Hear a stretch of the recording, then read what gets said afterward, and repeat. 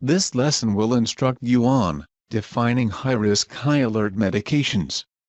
Two ways of defining these medications are 1. Recommended to witness, or 2. Required to witness. Your facility policy will dictate which high-risk, high-alert medications are to be marked as recommended to witness versus required to witness in the BCMA. Each facility should carefully consider which high-risk, high-alert medications are marked as recommended to witness, as those medications will be allowed to be administered without a witness in the BCMA. Conversely, high-risk, high-alert medications that are marked as required to witness must be administered with an authorized witness, and cannot be documented as given or infusing without the witness entering their access and verify codes in the witness sign-on dialog box. Witness for high-risk, high-alert drugs. This provides a trigger mechanism to alert the nurse to easily identify high-risk, high-alert medications that your facility has deemed it necessary to have another person witness the administration of these types of medications. Examples of these would be drugs such as insulin or chemotherapy. High-risk, high-alert medication. Notice the new icon under the new column titled "Wait for Witness." This icon will not only appear on the VDL, but will also display on the cover sheet.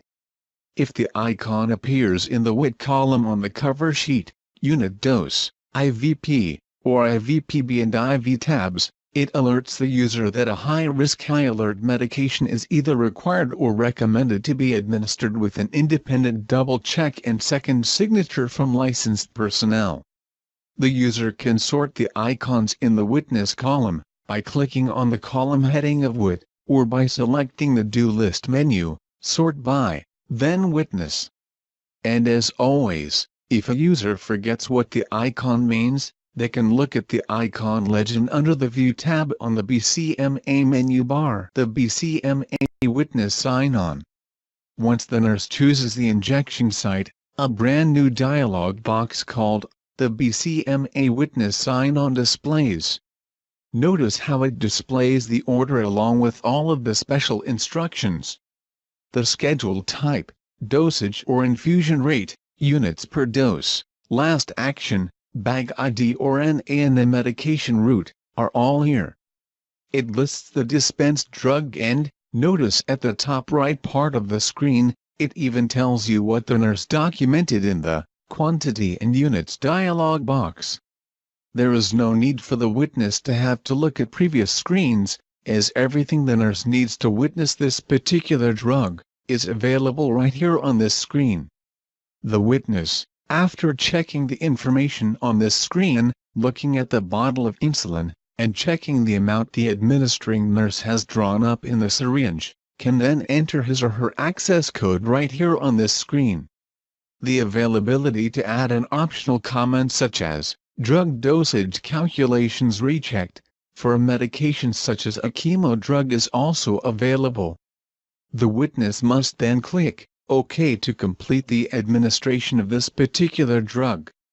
If the witness sign-on credentials are valid, the user is returned to the VDL and the administration is marked as given or infusing this high-risk order code in the drug file. These are the 4 qualifying codes. Code 0 or null, not a high-risk, high-alert drug. This is considered the default. Code 1, high-risk, high-alert. This is not required to witness in the BCMA, for pharmacy use only. Code 2, high-risk, high-alert. This is recommended to witness in the BCMA. Code 3, high-risk, high-alert. This is required to be witnessed in the BCMA. All drugs flagged with a Code 2 or Code 3 will display the high-risk, high-alert icon and hover text in the BCMA, and will display the witness sign-on prompt within the administration workflow. Must have witness. If the nurse administering the medication tries to click OK on a medication classified as a Code 3 in the drug file, meaning a witness must sign in, the BCMA will warn that nurse that the drug will not be marked as given or infusing without a witness signing. Witness validation error messages. Here are examples of error messages a user might get if the witness is not someone authorized to be a witness. The BCMA authenticates witness credentials based on the witness access and verify codes, security keys, and their primary and secondary menu options. Most of these are self-explanatory. The first lets the user know that students may not witness these types of drugs. The next example to the right lets both users know that the PSB No Witness security key has assigned to personnel who are BCMA users, but are not authorized to witness high-risk high-alert administration such as unlicensed assistive personnel and respiratory therapists. Moving down to the second row on the left, you will find that read-only users don't have the authority to witness high-risk drugs. The invalid witness message, on the right side of the second row, would appear when their witness credentials are not valid. Third row error message on left lets the nurse know they cannot witness for themselves. The next error says, non-BCMA users also don't have authority to witness.